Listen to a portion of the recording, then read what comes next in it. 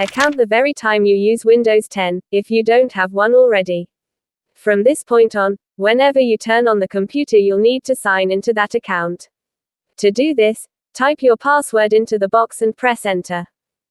Navigating the desktop. Once you've signed in, the first thing you'll see is the desktop. You can think of the desktop as the main workspace for your computer. From here, you can view and manage your files, open applications, access the internet, and much more. Opening applications. You'll use the Start menu to open programs on your computer, just like with previous versions of Windows. To do this, press the Start button or the Windows logo key, then choose the desired application. The apps are arranged in alphabetical order, so you can press the corresponding letter on the keyboard to navigate to the group of apps starting with that letter. Working with files. You'll use the File Explorer to manage your files and folders. To open File Explorer, press Enter on File Explorer icon on the taskbar or press Ctrl+E. We will learn more about file management in the next lessons. Searching for files and apps.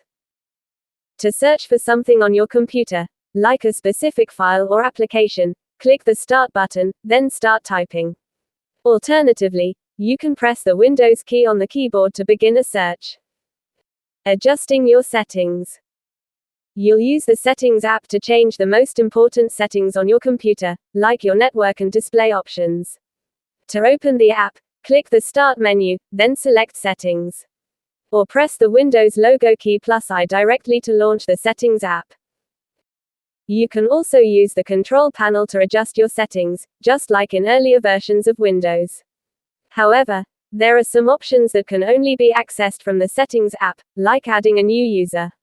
Because of this, you'll probably use the Settings app more often. Shutting down your computer. When you're done using your computer, it's important to shut it down properly. To do this, open the Start menu, then press Tab and choose Power greater than Shutdown. Tips for managing multiple windows. Tips for managing multiple windows. Windows 10 has several features that make it easier to multitask and work with multiple windows at the same time.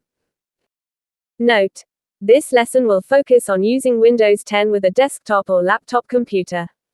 If you're using a tablet computer with a touchscreen, some of the instructions below will work differently, and some features won't be available at all. Snap.